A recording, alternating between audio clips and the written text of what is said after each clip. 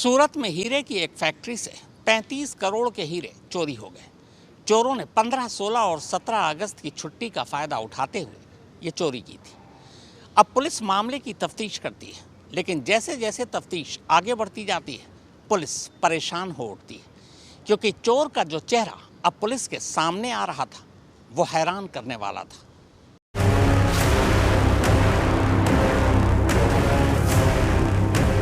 Gas cutter से कटी तिजोरी, टूटे हुए सीसीटीवी कैमरे, बिखरे सामान और 32 करोड़ के हीरे गायब। फिर सबसे आखिर में गजब का एंटी क्लाइमेक्स।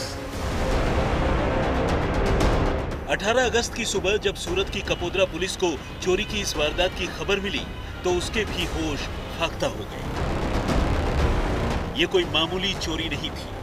चोरों ने हीरो की एक factory DK and sons diamond company पर धावा बोलकर पूरे 32 करोड़ रुपए के बेशकीमती हीरो पर अपना हाथ साफ कर दिया था। फैक्ट्री मालिक और उसका पूरा परिवार अपने साथ हुए इस भयानक हादसे से सदमे में था और पुलिस पूरी तरह से क्लूलेस।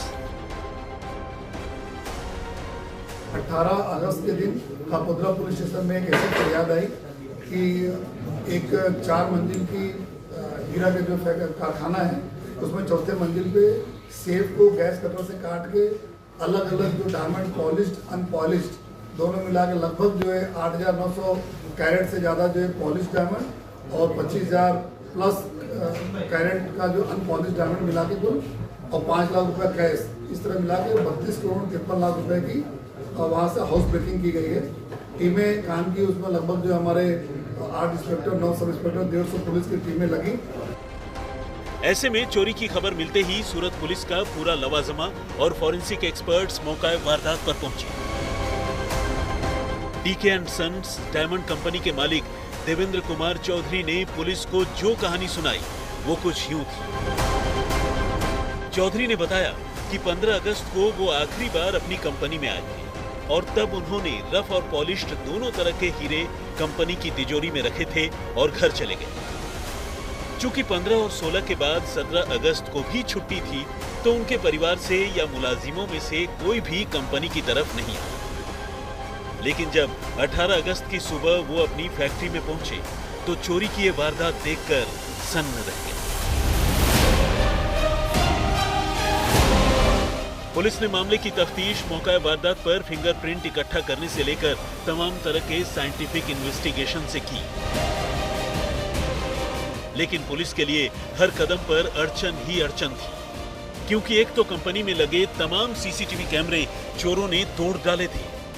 ऊपर से सीसीटीवी का डिजिटल वीडियो रिकॉर्डर यानी डीवीआर भी अपने साथ उठा ले गए थे। यानी देखा जाए तो एक तरह से चोरों तक पहुंचने के सारे रास्ते बंद थे। लेकिन जब तफ्तीश आगे बढ़ी तो पुलिस को एक एक कर कई चौंकाने वाली बातें पता चली। सबसे पहले तो पुलिस ने यही नोटिस किया कि चोरों ने गैस कटर से हीरों वाली तिजोरी तो काट दी, लेकिन कंपनी के मेन गेट से लेकर बाकी के दरवाजों से अंदर आने के लिए उन्होंने कोई बल प्रयोग नहीं किया। दरवाजों पर लगे तालों को चाबी से ही खोला गया था, यानी कंपनी की बिल्डिंग में फोर्स्ड एंट्री के कोई भी निशान नहीं थे। तो क्या कोई ऐसा था जिन्होंने चोरी के लिए कंपनी में चोरों को इजी एंट्री दे दी? ऐसा कोई इनसाइडर या भीतरघाती ही कर सकता था। कंपनी में लगे फायर अलार्म भी गायब थे। एक हैरानी की बात यह भी थी कि कंपनी में इतने बेशकीमती हीरे रखे हुए थे, मगर वहां कोई भी सिक्योरिटी गार्ड नहीं था। जांच हुई तो पता चला कि सिक्योरिटी गार्ड को कुछ रोज पहले ही काम से हटा दिया गया था और किसी दूसरे गार्ड की तैनाती भी नहीं की गई। ये भी एक हैरान करने वाली बात थी। फाइनली बहुत सारे सीन ऑफ क्राइम पे डाउटफुल चीजें भी थी जो है, उसको भी हम लोगों ने देखा। जैसे कि कोई जो गेट में अंदर एंटर करने के लिए ताले के ऊपर कोई जोर जबरदस्ती नहीं की थी, ताला खुला हुआ था, तो इसकी चाबी किसी के पास थी। उसके बाद जो ऊपर जाने के बाद देखा गया कि जो फायर सेफ्टी के साधन थे वो बंद कर दिए गए थे, जो जिससे जो फ्लेम वगैरह यूज़ हो तो उसके अंदर कोई पानी वाटरिंग नहीं चालू हो जाएगी। सीसीटीवी कैमरास वगैरह की भी स्थिति देख के जो डीवीआर सर्वरों के बीच में डीवीआर रखा था, जो आम आदमी को आइडेंटिफाई भी नहीं कर सकता। वहाँ से निकाला गया था डीवीआर जो चोरों ने ले गए थे। इस तरह के बहुत सारी चीज़ों को देखने के बाद जो टीमें अलग अलग दिशा में काम करने लगी। मगर सिर्फ यही दो बातें ऐसी नहीं थी जो पुलिस को उलझा रही थी।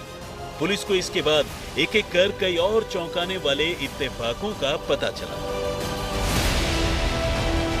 पुलिस ने गौर किया कि कंपनी के अंदर सीसीटीवी कैमरे लगे थे, लेकिन बिल्डिंग में कोई भी कैमरा नहीं था। कंपनी के मेन गेट पर जो ताला लगा था वो भी बिल्कुल नया था और पूछताछ करने पर पता चला कि उसे 8 दिन पहले ही खरीदा गया।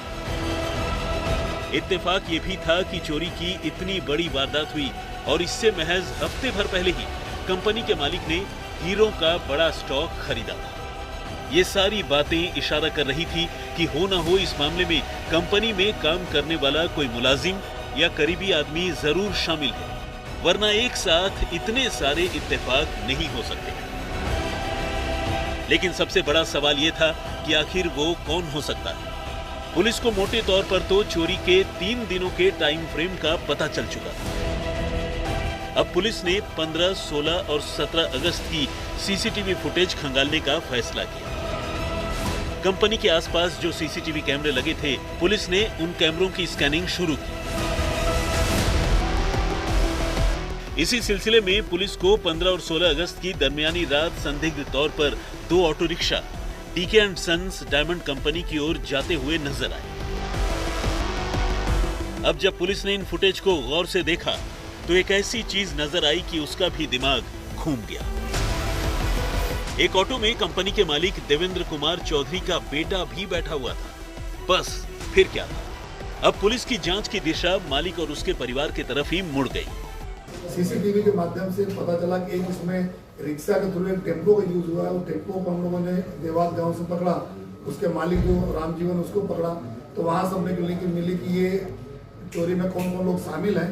तो पूरी इस तरह की कहानी आई कि जो इसका देवेंद्र जो चौधरी मालिक है, जो बाड़मेर राजस्थान का रहने वाला, उसका बेटा ईशान चौधरी और उसके अलावा उसका ड्राइवर है विकास बिश्नोई, ये सब बाड़मेर के रहने वाले हैं। आगे 2 और चौंकाने वाली बातें पता चली। पहली बात तो ये पता चली कि कंपनी के मालिक ने महज 10 दिन पहले ही कंपनी का बीमा रिन्यू करवाया था। कहने को तो ये भी एक इत्तेफाक हो सकता था, लेकिन इत्तेफाकों का ये सिलसिला कुछ ज्यादा ही हो चला था। दूसरी बात, पुलिस को ये पता चली कि कंपनी में साल 2018 में भी एक बार चोरी हुई और उस चोरी के बाद कंपनी के मालिक ने बीमा कंपनी से 8 लाख रुपए की रकम वसूली थी। यानी कंपनी मालिक देवेंद्र चौधरी के साथ कमोबेश ऐसी ही घटना पहले भी हुई। पुलिस को वो बीमा एजेंट भी मिल गया जिससे चौधरी ने चोरी से पहले बात की थी और बीमा एजेंट ने उसे बताया था कि किसी अनहोनी की सूरत में बीमा कंपनी 50% नुकसान की भरपाई कर देती है। बस इसी के बाद पुलिस ने कंपनी के मालिक देवेंद्र कुमार चौधरी को हिरासत में लेकर पूछताछ करने की शुरुआत कर दी और इसी के साथ एंटी क्लाइमेक्स से भरी चोरी की एक ऐसी कहानी सामने आई जिसे जानकर खुद पुलिस वाले भी हैरत में पड़ गए। 38 करोड़ की इस महाचोरी की प्लानिंग किसी और ने नहीं बल्कि खुद कंपनी के मालिक डीके चौधरी ने अपने 2 बेटों और 2 कारिंदों के साथ मिलकर रची। अब सवाल यह था कि 300 करोड़ की टर्नओवर वाली कंपनी, मुंबई से लेकर विदेशों तक फैला कारोबार और चकाचक धंधा, ऐसी कंपनी के मालिक को इस तरह के अजीबोगरीब और शातिराना साजिश रचने की जरूरत आखिर क्यों पड़ी? तो तफ्तीश में इसका भी खुलासा हुआ। जांच में पता चला कि कोरोना से पहले डीके चौधरी एंड सन्स का कारोबार काफी अच्छा था, लेकिन मौत की उस वबा ने चौधरी कंपनी को तगड़ी चोट पहुंचाई। कंपनी का टर्नओवर काफी कम हो गया।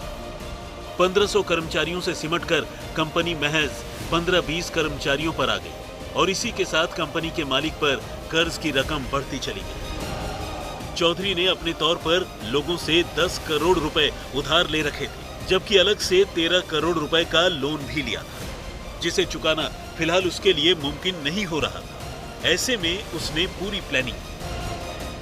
कंपनी का जो मालिक है ये लगभग जो है कोविड के बाद से अलग अलग काफी जो उसमें कर्जे में आ गया। उसमें 10 करोड़ रुपया लोगों को लेना इसके ऊपर निकलता है, 13 करोड़ रुपया बैंक का लेना निकलता है। उसके हिसाब से इसने ऐसा प्लान किया कि अपने को इस तरह से अगर चोरी कराई जाए उसमें हमें 50% के आसपास हमें इंश्योरेंस मिल जाएगा। और ये इसलिए किया कि पहले भी लगभग 2018 के आसपास इसकी एक दूसरी कंपनी जिसमें 37 लाख रुपए की चीटिंग हुई, उस समय इसने इंश्योरेंस का क्लेम किया लेकिन क्लेम मिला नहीं। फिर 4 साल पहले फिर इसका एम्प्लॉय को 18 लाख रुपए की डायमंड की लूट हुई, उसमें इसने इंश्योरेंस क्लेम किया, उसमें 8 लाख रुपया मिला। तो इसको ये आइडिया था कि लगभग 50% पैसे के आसपास डायमंड मतलब टोटल इंश्योरेंस मिलेगा। उसी हिसाब से लोगों ने प्लानिंग किया कि 32-33 करोड़ रुपए अगर करते हैं तो 16-17 करोड़ रुपए हमको मिलेगा जो है। इस तरह से उसने इंश्योरेंस जो 22 अगस्त को खत्म होने वाला था, इसने 12 अगस्त को रिन्यूअल कराया और 3,82,000 रुपया प्रीमियम दिया। और इंश्योरेंस एजेंट से पूछा इसने कि क्या करने पे कितना पैसा मिलेगा। तो इंश्योरेंस एजेंट जिसके जो हमारे अभी इन्वेस्टिगेशन के रडार में है, उसने इसको गाइड किया कि बाहर अगर आपकी कुछ प्रॉपर्टी के साथ अगर कोई चोरी लूट होती 2 करोड़ रुपये मिलेगा, लेकिन अगर आपकी फैक्ट्री में होती है तो आपको 25 करोड़ रुपये इतना मिलेगा अगर आप 35 करोड़ के आसपास का फिगर बताते हो।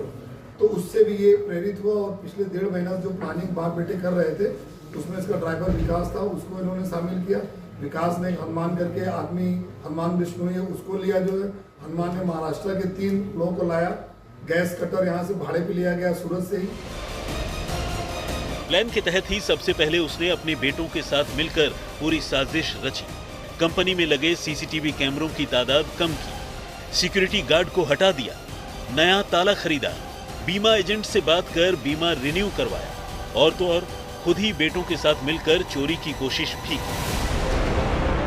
लेकिन पहली कोशिश में कामयाब नहीं होने पर प्लान में अपने ड्राइवर समेत 2 खास लोगों को शामिल किया और तो और खुद अपनी ही कंपनी में चोरी करवाने के लिए उसने अपने कारिंदों को 25 लाख रुपए की सुपारी दी। खेल देखिए कि 5 लाख रुपए की पहली किस्त तो चौधरी एंड सन्स ने खुद ही तिजोरी में रख दी थी ताकि चोर गैस कटर से चोरी करें और सुपारी की पहली किस्त लेकर चले जाएं। चोरों ने यानी चौधरी परिवार के कारिंदों ने ऐसा किया भी और तो और चोरी में शामिल अपने ड्राइवर को पुलिस से बचाने के लिए दुबई भेजने की भी प्लानिंग कर ली थी। उसके लिए फ्लाइट की टिकट भी खरीद ली थी, लेकिन इसी बीच भांडा फूट गया। फिलहाल पुलिस ने 5 लोगों को पकड़ लिया है, लेकिन शक है कि इस मामले में और लोग शामिल हो सकते हैं। संजय सिंह राठौड़, सूरत, आज तक।